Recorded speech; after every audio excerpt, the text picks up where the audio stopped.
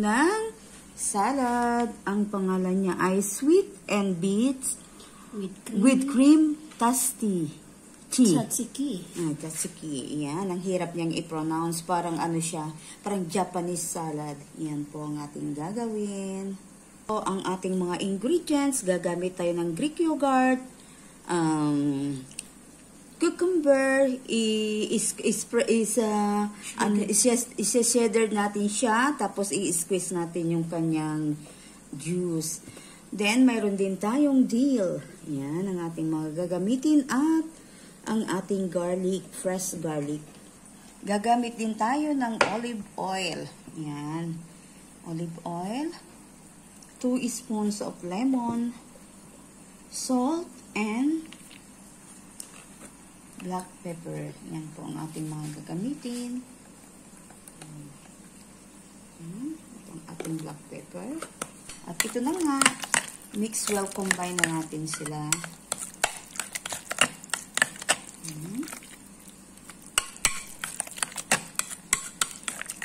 Ito na nga ang ating yogurt na ilagay na natin siya sa ating serving bowl. Gamit din tayo ng different kind of salad leaves. Yan, ang ating yogurt. At ang ating sweet potato and beetroot. Ito po ang ating mga ilalagay sa ating salad. Yan. At ito na nga po, inalagay na natin ang ating sweet potato sa top ng ating green salad. Yan. Nilagyan din natin siya ng half teaspoon of garlic powder. Yan. Yan ang isang magbibigay ng sarap sa ating salad. Then, a pinch of black pepper. Yan. And half teaspoon of salt. Ito na nga, nalagyan na din natin siya ng lemon at olive oil. Yan. Nalagyan na rin siya ng beetroot. Yan. And then, imimix well na natin siya. Yan.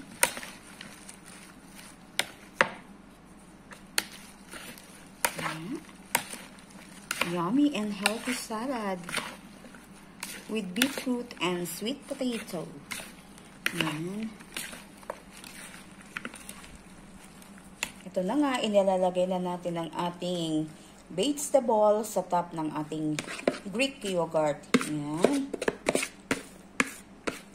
Ito siya. It looks beautiful and yummy.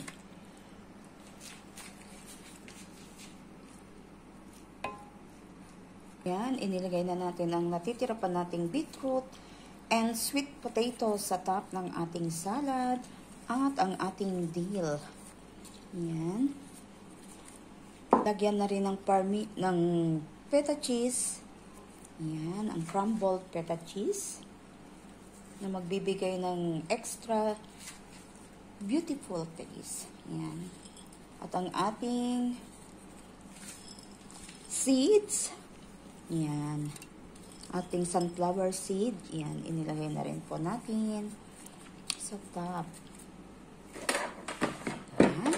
At ito ang ating salad for today. Thank you, thank you.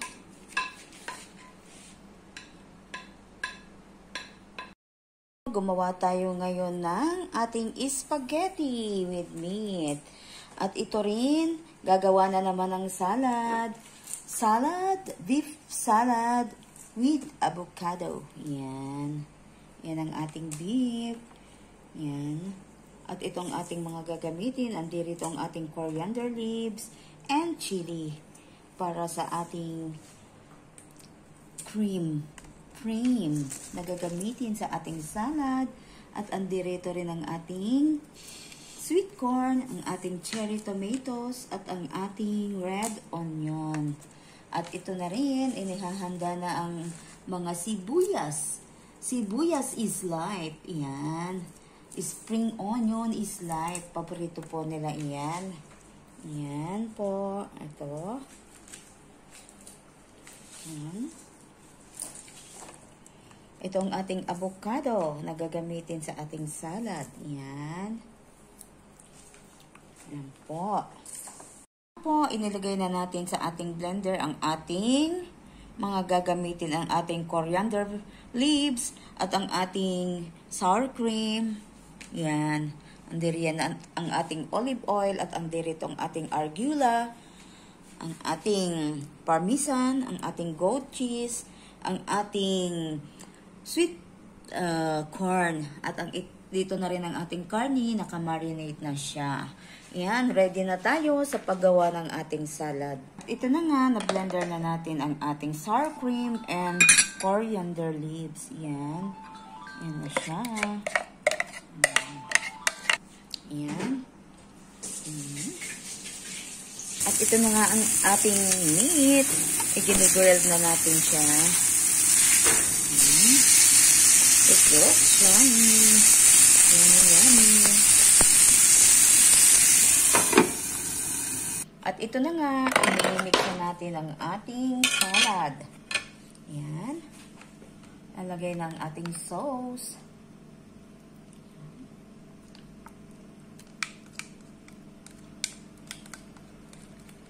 Yan. Ito na ang ating beef and avocado salad. It looks yummy, yummy.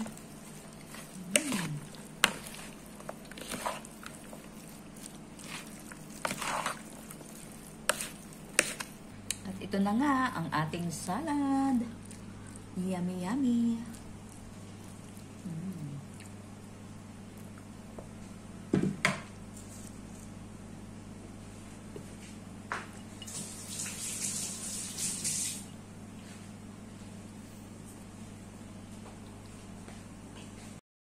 Marami tayong mga gagawin. At ito na nga po, naghahanda na tayo ng ating mga gagamitin para sa ating mga lulutuin. At andirito na rin ang ating salmon. Ibinabad muna natin siya sa lime at nang matanggal ang kanyang langsa.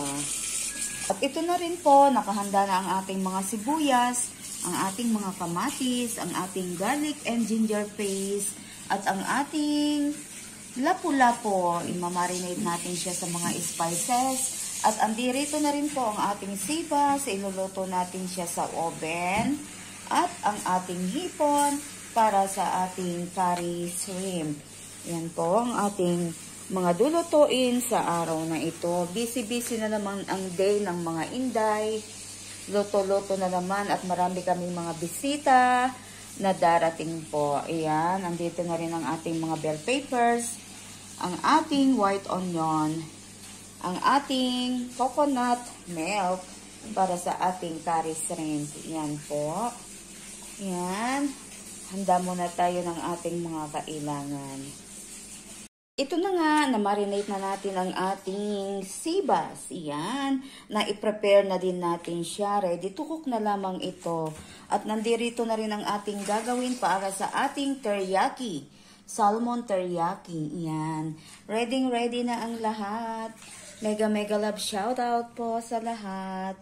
Yan. Busy talaga. Friday kasi. Ay, Saturday, sorry.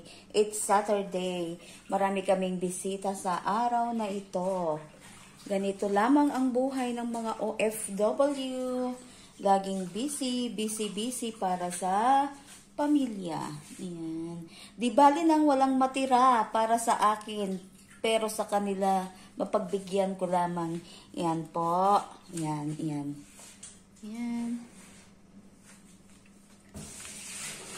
Happy Saturday morning.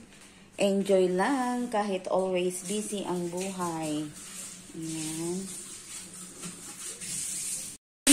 Nagpa-fry na tayo ng ating hipon na gagamitin natin para sa ating curry shrimp. Ayan. Dami-dami talagang gagawin for today. At ito na nga po, iniluluto na natin ang ating curry sauce. Naggisa na tayo ng ating ginger and garlic paste. Ayan. Inilagay na rin natin ang ating onion and some chilies. Ayan.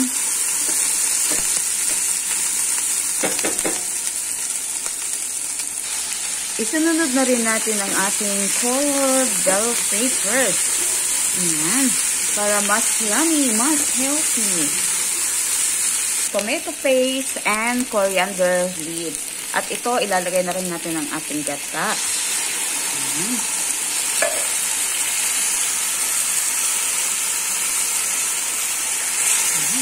Ang ating yummy shrimp curry.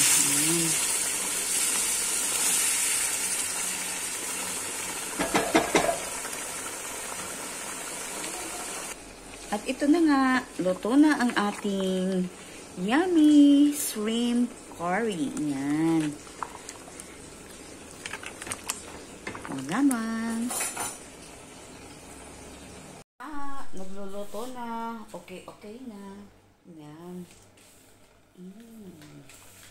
Ito na. Naghahanda pa rin kasalukuyan.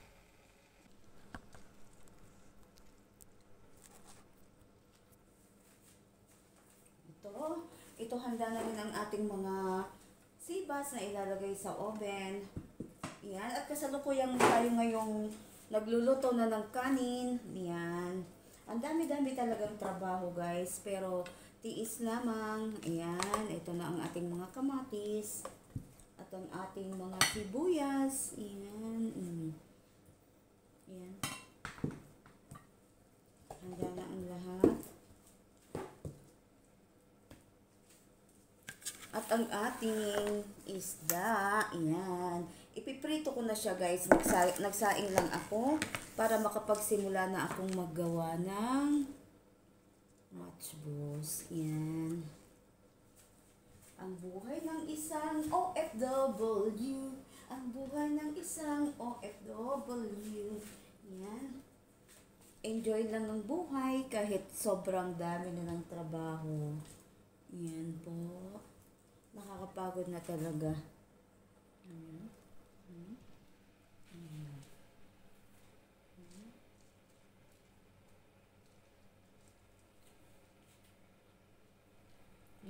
At nagsasain na rin tayo sa ating likuran. Yan, naluto na rin natin ang ating curry shrimp. Yan.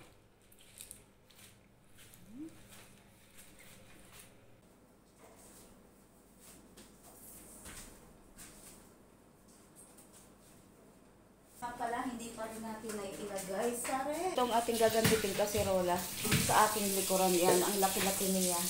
Ito na din ang ating sinaing malapit ng kumulo. Yan.